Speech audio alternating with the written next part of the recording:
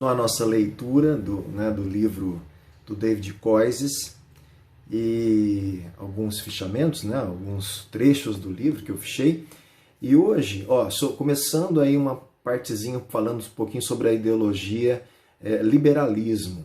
Ele já coloca aí o liberalismo, a soberania do indivíduo. Então vamos ver o que Koyzis escreve sobre o liberalismo. Primeira coisa, ele coloca o credo, O credo do liberalismo. Lembra que ele é um cientista político que está fazendo uma avaliação cristã, então ele usa alguns termos religiosos, até porque ele entende que existe muitas vezes sentimento religioso envolvido naqueles que seguem afim com as ideologias políticas. Então já é uma deixa aí para a gente entender algumas questões do livro. Então o credo liberal. Olha só, para começar, o liberalismo, como as outras ideologias que exploraremos nesse estudo, parte de uma crença fundamental na autonomia humana. Então, a crença fundamental da ideologia liberal é a autonomia humana, que vai muito além de um simples apreço pela liberdade pessoal. Ser autônomo é dirigir a si mesmo, governar a si mesmo, segundo a lei que se escolheu para si mesmo. Tá? Então, essa é a definição. Olha lá. O liberalismo atribui essa autonomia ao indivíduo. No sentido kantiano, a autonomia do indivíduo não quer dizer que ele possa fazer o que bem entende. Então, olha só que interessante a ressalva que ele faz. Pois essa lei autodeterminada pelo indivíduo deve ser compatível com as escolhas dos outros indivíduos que também são autônomos. O primeiro e mais básico princípio do liberalismo, então, é: cada um é proprietário ou dono de si mesmo e, portanto, deve ser livre para governar a si mesmo, de acordo com as suas próprias escolhas, desde que essas escolhas não infrinjam o igual direito dos outros de fazer o mesmo.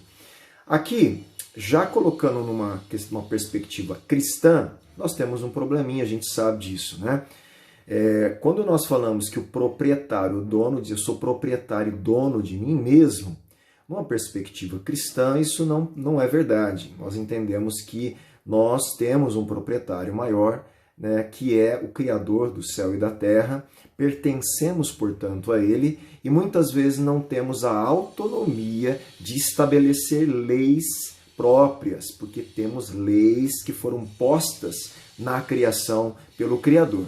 Então aqui já tem um conflitozinho dentro do credo do liberalismo com algumas questões da visão bíblico-cristã. Tá bom? Então eu estou dando uma deixa já, porque depois ele vai trabalhar isso aí também. Os indivíduos, para o liberalismo, os indivíduos são soberanos. Por isso, são eles que determinam a forma de suas comunidades. Segundo o liberalismo, a humanidade tem certos direitos que se manifestam na pessoa de cada indivíduo. O indivíduo é autônomo, isso é, busca racionalmente seu interesse próprio do modo que lhe parece melhor. Então também temos um probleminha, apesar de podermos buscar interesses próprios, no cristianismo os nossos interesses devem ser compatíveis com o interesse comunitário, que é justamente a família de Deus, porque fomos inseridos num corpo. Então, olha só as nuances, Apesar de eu poder ser liberal como cristão, mas existe um limite do liberalismo, de eu poder seguir realmente o liberalismo à risca no sentido político.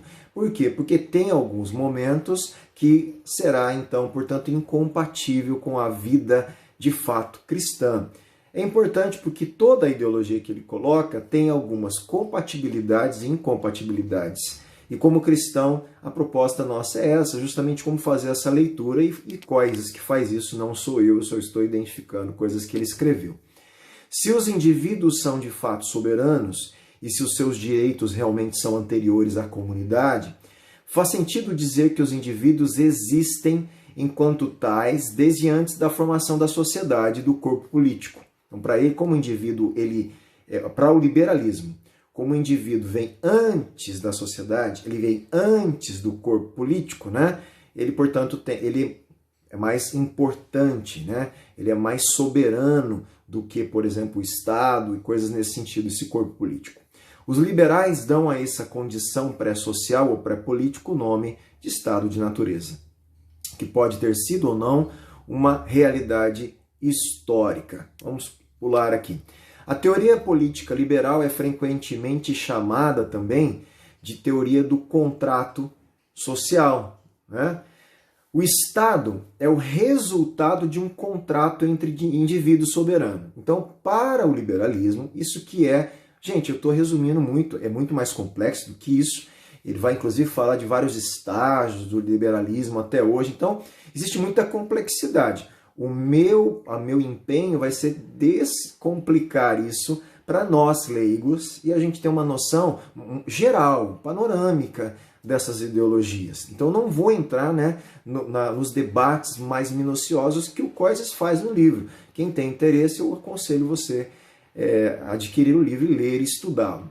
Então, o Estado para o liberalismo, o que ele é? Nada mais é do que um contrato entre indivíduos soberanos. Tá? Vai lá embaixo, lá outro parágrafo. Ó, quando o Estado passa a existir, sua única razão de ser é servir às necessidades dos indivíduos. Então, para o liberalismo, para que serve, né, o Estado? Para servir o indivíduo.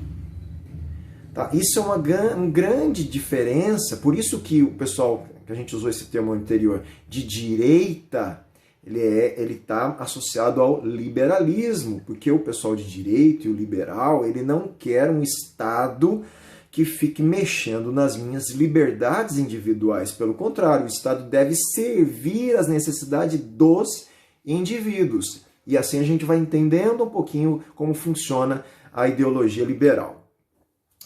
Olha que coisa interessantíssima aqui, que ele diz, se o liberal diz, tá?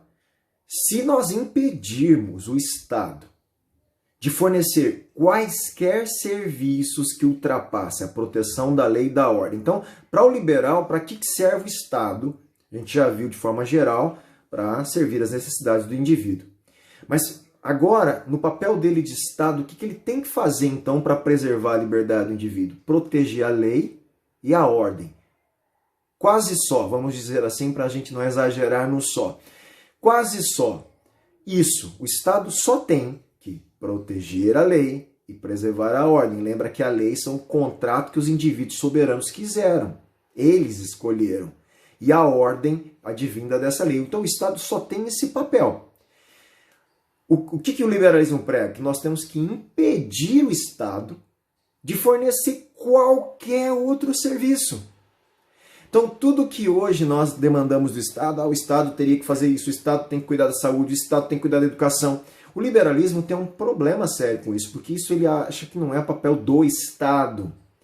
Os indivíduos têm que se organizar para que eles formem esses serviços de acordo com o que eles querem, legislando, de acordo com os interesses melhores para esse grupo de indivíduos autônomos que fazem acordos entre si para poder, então, constituir essa sociedade. Então, aqui, ele está querendo impedir o Estado de fazer qualquer serviço que não seja proteção da lei e da ordem. Aí ele fala, ó, teremos ajudado a evitar que ele se torne um Estado invasivo e monolítico. E ele cita esse Estado aqui como a República Popular da China ou a antiga União Soviética. Então ele dá aqui, né, a União Soviética não existe mais, e a República Popular da China, sim. Então a China em si, ele coloca a China como um Estado invasivo, monolítico, que não faz só a proteção da lei e da ordem, que ele invade esferas de atuação que vai ferir liberdades individuais. Então ele é um Estado muito grande, de muita autonomia, que não deveria ter tudo isso, segundo o liberalismo. E aqui a gente encerra essa explanaçãozinha de hoje, tá bom?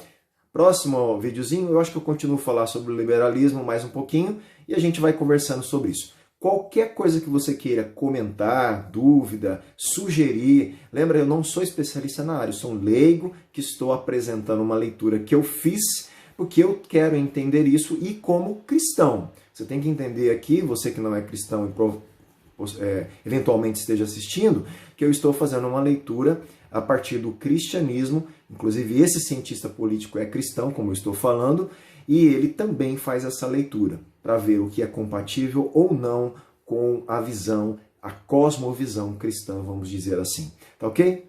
Obrigado aí por assistir, vamos interagindo aí, aprendendo juntos.